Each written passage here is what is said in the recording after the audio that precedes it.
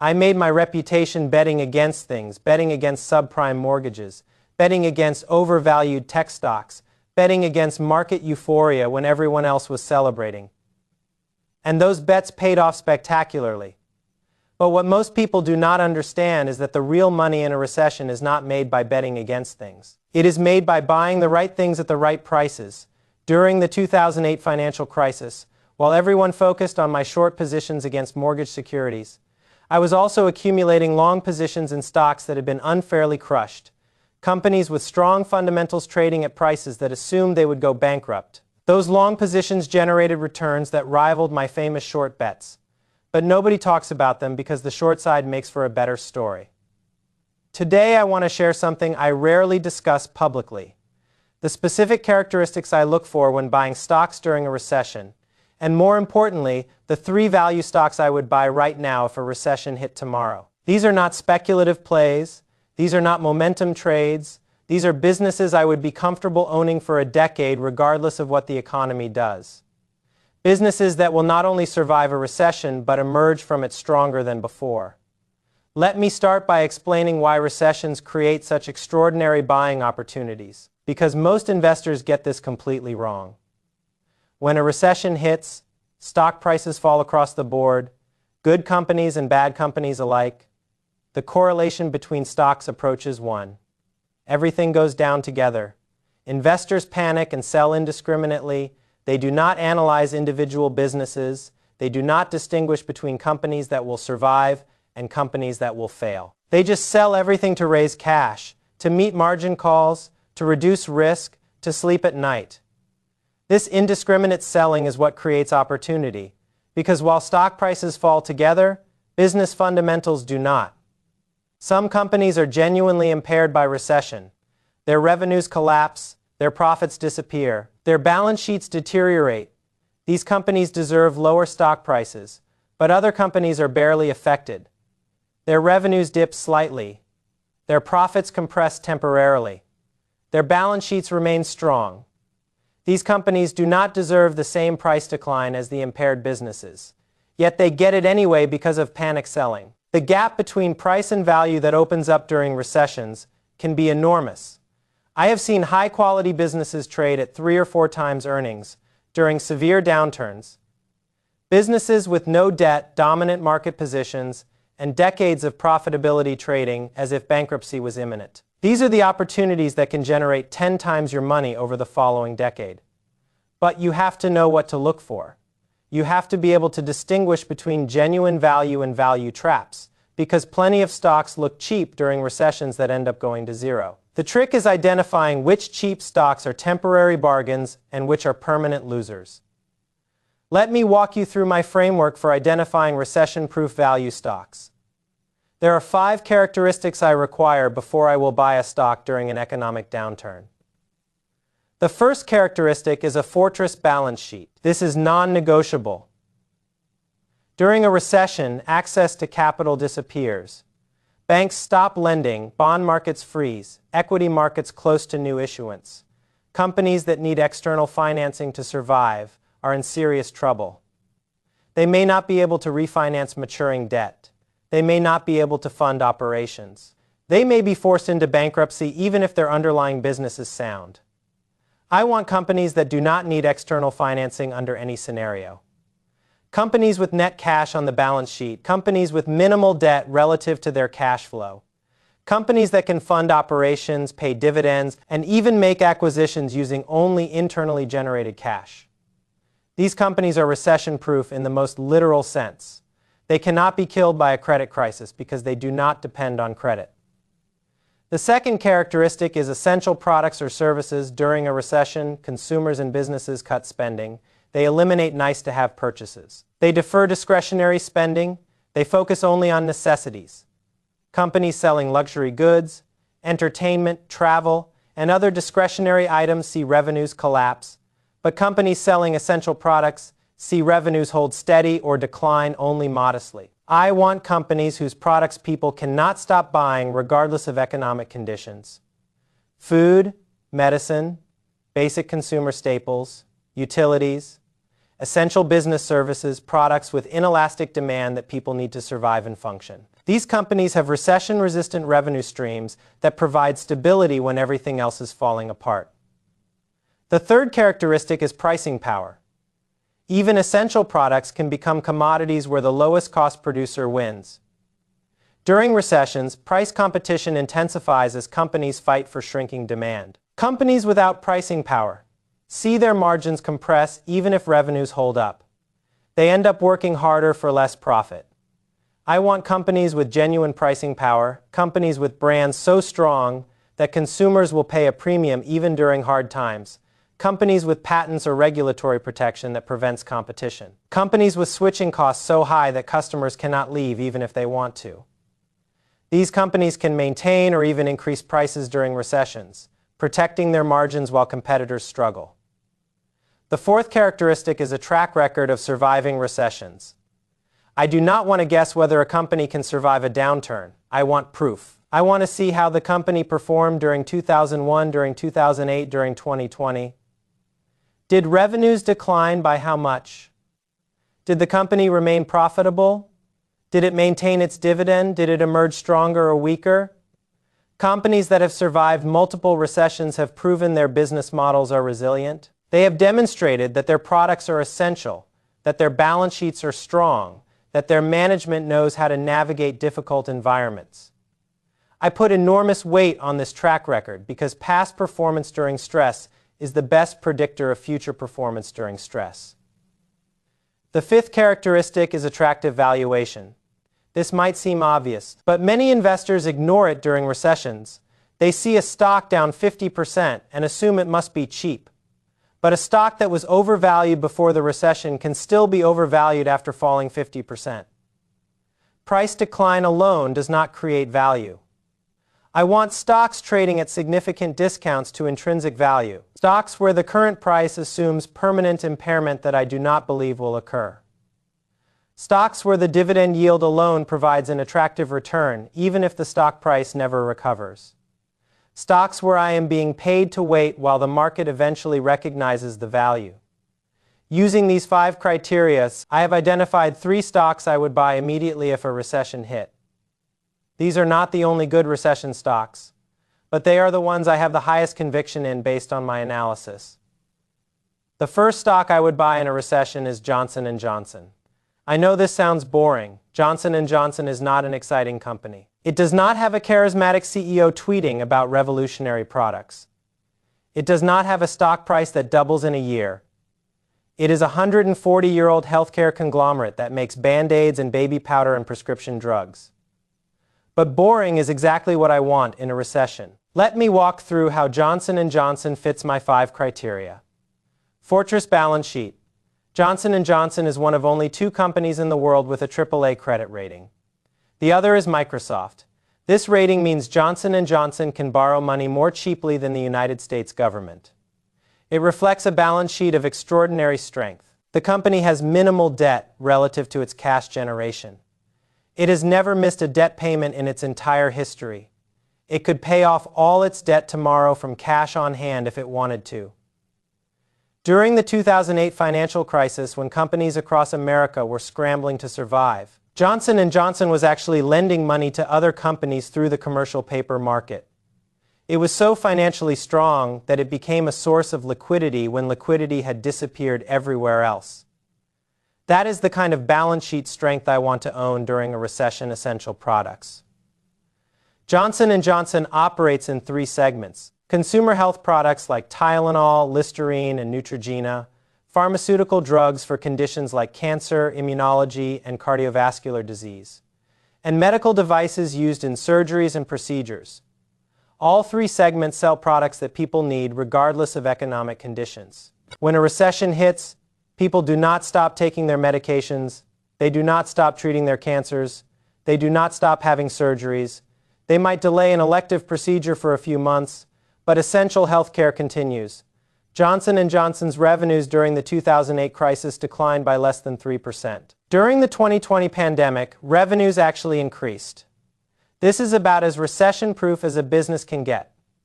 Pricing power. Johnson & Johnson has tremendous pricing power from multiple sources. Its consumer brands have been trusted for generations. Parents buy Johnson's baby products because their parents bought Johnson's baby products. That brand loyalty translates into pricing power. Its pharmaceutical drugs are protected by patents and often have no substitutes. If you need a specific medication to treat your condition, you will pay whatever it costs. Its medical devices are entrenched in hospital systems with high switching costs. Surgeons trained on specific devices do not want to switch to competitors. This pricing power means Johnson & Johnson can maintain margins even during difficult economic periods. The company has increased its dividend for 62 consecutive years through every recession, every crisis, every market crash for over 6 decades. The dividend has gone up. That only happens with genuine pricing power track record. Johnson & Johnson has survived every recession since the 1880s. It survived the Great Depression. It survived the stagflation of the 1970s.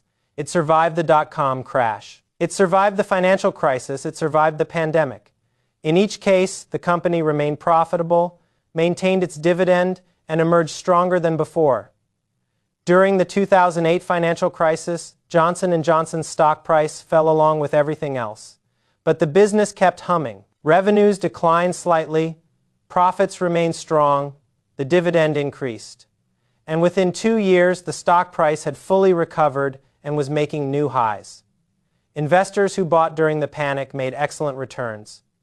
Valuation: Johnson & Johnson currently trades at a reasonable valuation around 15 times earnings. Not dirt cheap, but not expensive either. During a recession, I would expect the stock to fall 20 to 30% along with the broader market. At that point, you would be buying one of the highest quality businesses in the world at 12 times earnings or less, with a dividend yield approaching 4%. That is an extraordinary opportunity. The dividend alone would provide a solid return while you wait for the market to recover, and the business would keep compounding value throughout the recession, setting up for substantial gains when the economy improves. This is the kind of asymmetric opportunity I look for. Limited downside because the business is so strong. Substantial upside as the market eventually recognizes the value. The second stock I would buy in a recession is Costco. Costco might seem like an odd choice for a recession stock. It is a retailer, and retailers typically struggle during recessions as consumers cut spending. But Costco is not a typical retailer. Its business model is uniquely suited to thrive during economic downturns. And its financial strength provides safety even in severe scenarios. Let me explain how Costco fits my criteria. Fortress balance sheet: Costco has a pristine balance sheet with minimal debt and substantial cash reserves. The company generates enormous free cash flow from its operations. It does not need external financing to fund its growth. It could close every store tomorrow and still have enough cash to pay all its obligations and return billions to shareholders. More importantly, Costco's membership model provides extraordinary financial stability. The company collects membership fees up front before customers buy anything. These fees total over $4 billion per year. This cash arrives regardless of how much members actually spend. It provides a financial cushion that other retailers do not have: essential products. Costco sells primarily groceries and household essentials. Food, cleaning supplies, paper products, basic clothing. These are products people need regardless of economic conditions. During recessions, Costco actually benefits from trade-down behavior. Consumers who previously shopped at more expensive stores switch to Costco to save money. The company gains market share during downturns rather than losing it. During the 2008 financial crisis, Costco's same-store sales remained positive throughout the recession. While other retailers were posting double-digit declines, Costco kept growing. During the 2020 pandemic, sales surged as consumers stocked up on essentials. The company has proven repeatedly that its model thrives in difficult environments. Pricing power: Costco's pricing power comes from a counterintuitive source. The company does not charge high prices. In fact, it charges the lowest prices in retail. Its pricing power comes from the membership model. Customers pay an annual fee for the privilege of shopping at Costco. This membership fee is pure profit with 90% renewal rates. The membership model creates a flywheel effect. Costco uses its buying power to offer the lowest prices. Low prices attract members. More members mean more buying power. More buying power means even lower prices. The cycle reinforces itself. Competitors cannot replicate this model because they lack the scale. During recessions, Costco can actually raise membership fees because the savings members receive far exceed the fee increase. The company raised fees during the 2008 crisis and saw minimal impact on renewals. That is pricing power track record. Costco has never posted a negative same-store sales year in its history. Not during the dot-com crash, not during the financial crisis, not during the pandemic. Through every recession since the company was founded, it has continued to grow. The stock price has been equally resilient. During the 2008 crisis, Costco's stock fell less than the broader market and recovered faster. Investors who bought during the panic made substantial returns. The company has compounded shareholder wealth at an extraordinary rate for decades valuation. Costco is not a cheap stock. It typically trades at a premium valuation because the market recognizes its quality. Currently, the stock trades at around 35 times earnings, which is high by historical standards. However, during recessions, even high-quality stocks get marked down. I would expect Costco to fall 30 to 40% during a severe recession, bringing the valuation down to 20 to 25 times earnings. At that valuation, you would be buying one of the best business models in retail at a reasonable price. The membership revenue provides downside protection. The essential products mean revenues hold up, and the inevitable recovery would drive substantial gains. I would happily buy Costco at a 30% discount, even though the absolute valuation would still be above market average. The third stock I would buy in a recession is Berkshire Hathaway. This is the ultimate recession stock. Warren Buffett has spent 60 years building a company specifically designed to thrive during economic downturns. Everything about Berkshire's structure, its balance sheet, its businesses, its culture, is optimized for surviving and exploiting recessions. If I could only own one stock during a recession, this would be it. Let me explain why Berkshire fits my criteria better than perhaps any other company. Fortress balance sheet. Berkshire Hathaway has the strongest balance sheet of any company I have ever analyzed. The company currently holds over $300 billion in cash and treasury bills. $300 billion, that is more cash than the GDP of most countries. It is enough to buy dozens of large companies outright. It is enough to survive any recession, no matter how severe. But the cash is just part of the story. Berkshire also has over $150 billion in insurance float. This is money that policyholders have paid in premiums that Berkshire holds until claims are paid. It functions like permanent interest-free financing. Combined with the cash, Berkshire has nearly $500 billion in liquid resources. During the 2008 financial crisis, while other financial companies were begging for government bailouts, Berkshire was writing checks. Buffett invested $5 billion in Goldman Sachs, $3 billion in General Electric, billions more in other distressed situations. He was the buyer of last resort when no one else had capital to deploy. That is the advantage of a fortress balance sheet. Essential products. Berkshire owns a diverse collection of businesses across multiple industries. Insurance companies like Geico and General Re, railroads like Burlington Northern, utilities like Berkshire Hathaway Energy, consumer brands like Dairy Queen and See's Candies, industrial companies like Precision Castparts. Many of these businesses provide essential products and services that remain in demand regardless of economic conditions. The insurance operations actually benefit from recessions in a counterintuitive way.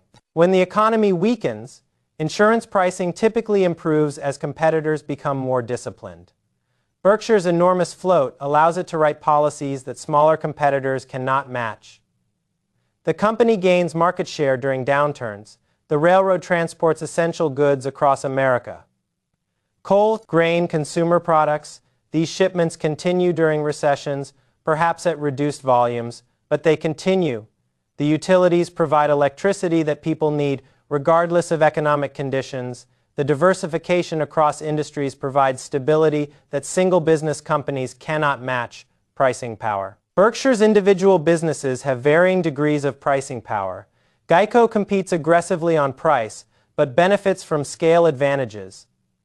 See's Candies has tremendous pricing power from brand loyalty. The railroad has pricing power from limited competition on specific routes. The utilities have regulated returns that provide stability. But Berkshire's real pricing power comes from its ability to deploy capital at attractive rates during recessions. When other investors are panicking, Berkshire can offer financing on favorable terms. It can acquire distressed businesses at bargain prices. It can buy stocks at valuations that provide enormous returns. This opportunistic capital deployment is a form of pricing power that generates extraordinary returns over time. Track record. Berkshire has survived and thrived through every recession since Warren Buffett took control in 1965. The company remained profitable through the stagflation of the 70s, through the savings and loan crisis of the 80s, through the dot-com crash, through the financial crisis, through the pandemic. In each case, Berkshire used the recession as an opportunity to deploy capital at attractive rates. During the 2008 financial crisis, Berkshire's stock price fell along with everything else, but Buffett was buying aggressively throughout the decline. He invested tens of billions of dollars in distressed situations that generated extraordinary returns. Investors who bought Berkshire during the panic and held have made many times their money. Valuation. Berkshire currently trades at around 1.5 times book value. This is a reasonable valuation for a company of Berkshire's quality, but not cheap. However, book value understates Berkshire's true worth because it does not reflect the value of wholly owned businesses like Geico and Burlington Northern at market prices during recessions. Berkshire typically falls to around book value or even below. At that point, you are essentially getting all the operating businesses for free and only paying for the investment portfolio. It is an extraordinary bargain. I would aggressively buy Berkshire at book value or below, knowing that the company would use the recession to create value that would be reflected in higher prices when conditions improved. Now let me discuss how I would allocate among these three stocks and how my approach might differ from other investors. Most financial advisors would tell you to diversify broadly. Own dozens of stocks across multiple sectors. Spread your risk so no single position can hurt you too badly. This is reasonable advice for most investors most of the time. But during recessions, I take a different approach. During recessions, I concentrate my positions in my highest conviction ideas. When great businesses are available at bargain prices, I do not want small positions. I want meaningful positions that will generate meaningful returns when prices recover. Diversification during a recession means owning a little bit of many mediocre opportunities instead of a lot of a few great opportunities. I prefer concentration in quality. If a recession hit tomorrow, I would allocate roughly equally among these three stocks, about a third each. This concentration might seem aggressive, but consider what I am owning. The highest quality healthcare company in the world, the best retailer in America, the most successful conglomerate ever assembled. All three have fortress balance sheets. All three have essential products. All three have survived every recession in their histories. The risk of permanent capital loss is minimal. I would build positions gradually as prices fell. Not all at once at the first sign of recession. Recessions typically last 12 to 18 months. Stock prices can fall for much of that period before bottoming. I would deploy capital in stages, buying more as prices declined, averaging into positions over time. I would also maintain a cash reserve throughout the recession, maybe 20% of my portfolio. This provides flexibility to take advantage of unexpected opportunities. During the 2008 crisis, some of the best opportunities appeared late in the downturn when capital was scarcest. Having cash available allowed investors to exploit these opportunities. I want that optionality. Let me also discuss what I would not buy during a recession because avoiding mistakes is as important as finding opportunities. I would not buy highly leveraged companies regardless of how cheap they appear. Leverage kills during recessions. Companies with too much debt can go bankrupt, even if their underlying business is sound. The 2008 crisis is littered with examples. Bear Stearns, Lehman Brothers, General Motors. Companies that might have survived with less debt were destroyed by their leverage. I will not take that risk. I would not buy companies dependent on discretionary spending. Luxury goods, travel, entertainment, restaurants. These businesses see revenues collapse during recessions as consumers cut back. Even if they survive, the path to recovery is long and painful. I would rather own essential products that hold up throughout the downturn. I would not buy companies dependent on the credit cycle, banks, real estate developers, finance companies. These businesses are directly impacted by recessions in ways that are hard to predict. Their balance sheets are opaque, their risks are interconnected, the potential for blow-ups is high. I would avoid them entirely. I would not buy companies with unproven business models. Startups, speculative technology, companies that have never been tested by a recession, these might survive, but they might not. I do not want to find out. I would stick with companies that have demonstrated their resilience through multiple cycles. Let me close with some thoughts on timing and psychology, because these are as important as stock selection. Buying stocks during a recession is psychologically difficult. By definition, you are buying when everything looks terrible. The news is bad. Unemployment is rising. Corporate earnings are collapsing. Pundits are predicting further declines. Your friends and family think you are crazy for buying stocks. The temptation to wait for clarity is overwhelming. You tell yourself you will buy when things stabilize, when the news improves, when the recession is clearly over. But by then, prices have already recovered. The opportunity has passed.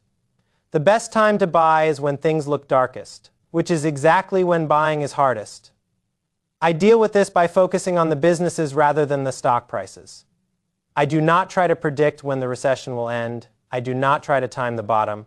I simply identify businesses I want to own for the next decade and buy them when prices are attractive.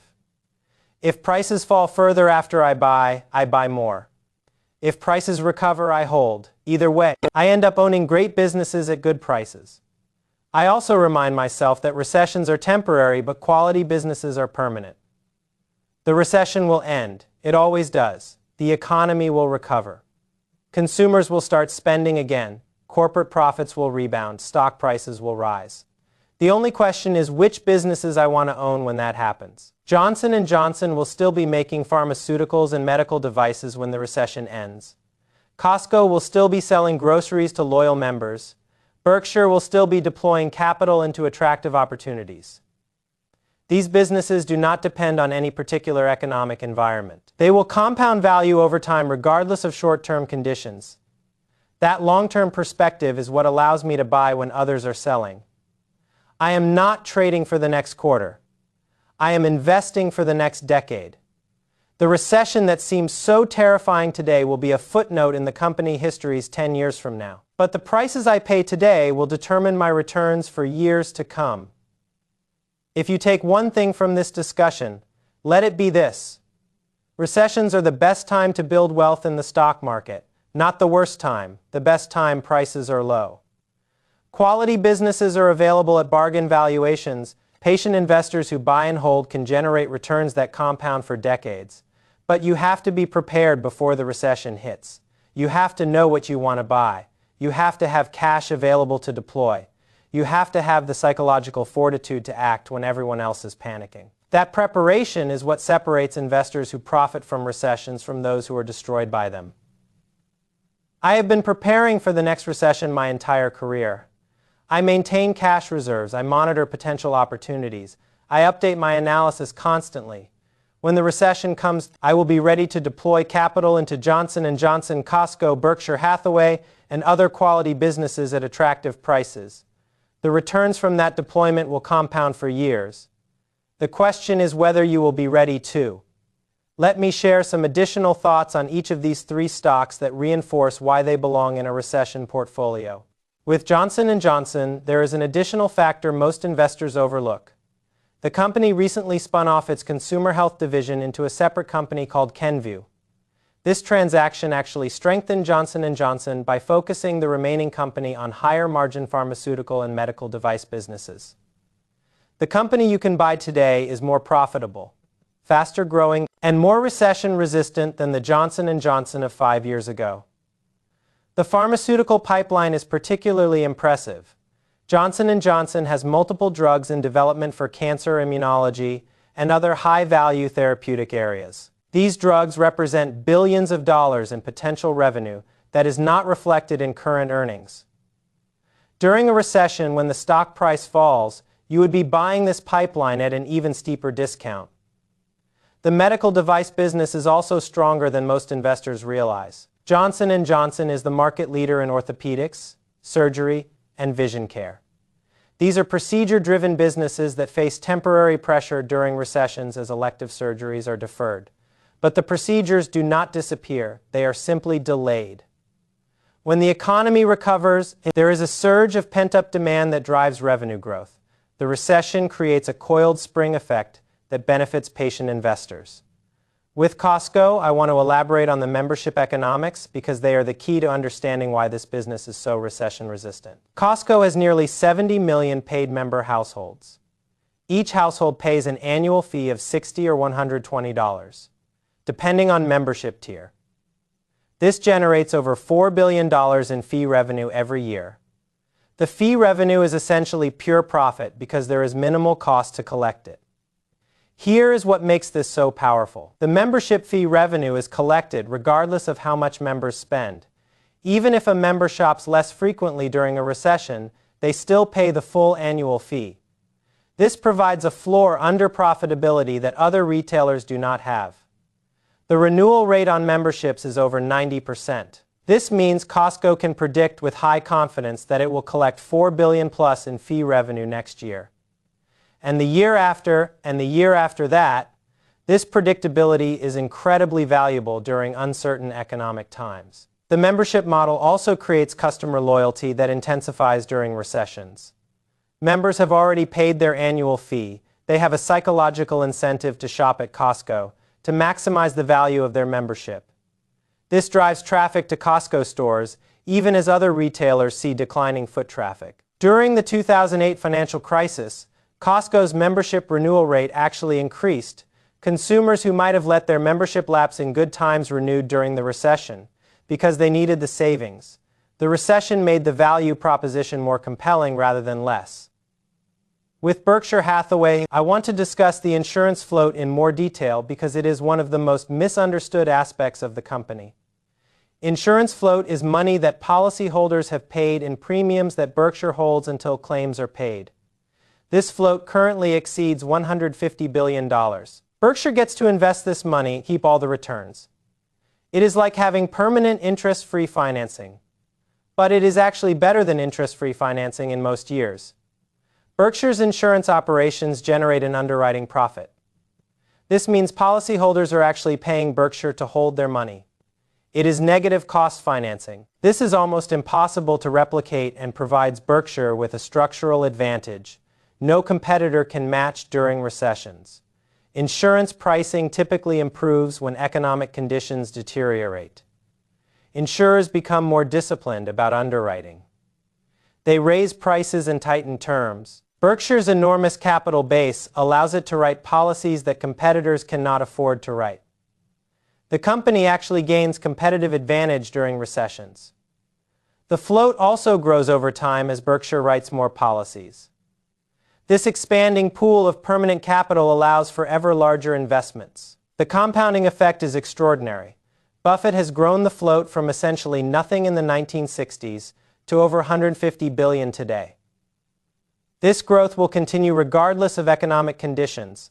I also want to address a common question about Berkshire. What happens when Buffett is no longer running the company?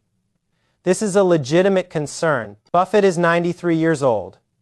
He will not run Berkshire forever. But I believe the concern is overblown. Buffett has spent decades preparing Berkshire for his eventual departure.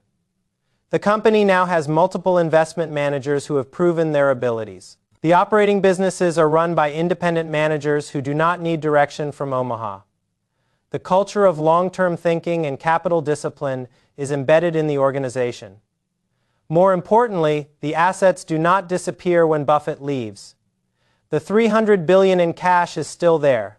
The insurance float is still there. The railroad and utilities are still there. The stock portfolio is still there. The value of Berkshire comes from its assets and businesses, not solely from Buffett's management.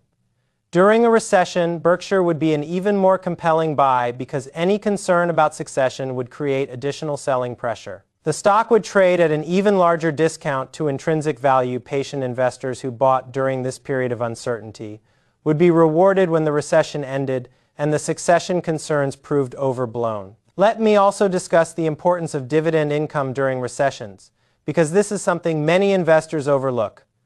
When stock prices are falling, dividends provide a return even when capital appreciation is negative. Johnson & Johnson yields around 3% at current prices. During a recession, as the stock falls, the yield rises. At a 30% decline, the yield would approach 4.5%. This income provides a cushion against capital losses. More importantly, dividends allow you to reinvest at lower prices. If you own 100 shares of Johnson & Johnson paying $3 per share, in annual dividends you receive $300 per year. During a recession, when the stock price falls, that $300 buys more shares. You are automatically buying low without having to do anything. This dividend reinvestment during recessions is enormously powerful over time. Studies have shown that dividend reinvestment during bear markets accounts for a substantial portion of long-term equity returns. The shares you accumulate at low prices during recessions generate returns for decades. Costco and Berkshire have lower dividend yields, but both return cash to shareholders in other ways. Costco occasionally pays special dividends when cash accumulates beyond what the business needs.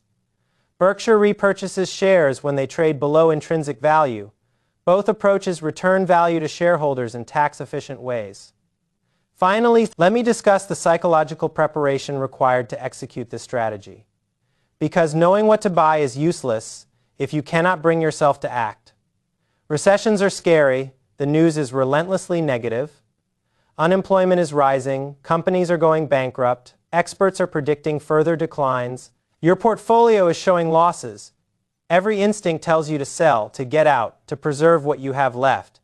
Acting against these instincts requires preparation. You have to decide in advance what you will buy and at what prices. You have to commit to your strategy before the fear takes hold. You have to remind yourself constantly that recessions are temporary and that buying quality businesses at low prices is how wealth is built. I recommend writing down your recession strategy and reviewing it regularly. What stocks will you buy, at what prices, how much will you allocate, what will you do if prices fall further? Having this plan written down makes it easier to execute when emotions are running high. I also recommend studying previous recessions. Read about what happened in 2008. Look at stock prices before, during, and after.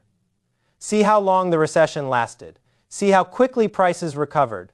This historical perspective provides comfort during current turmoil. It reminds you that recessions end and recoveries follow. The investors who build generational wealth are those who buy quality assets during periods of distress. Recessions are those periods. Johnson & Johnson, Costco, and Berkshire Hathaway are those assets. The combination of great businesses and discounted prices creates opportunities that can compound for decades. When the next recession comes, I will be buying. The question is whether you will be ready to buy alongside me.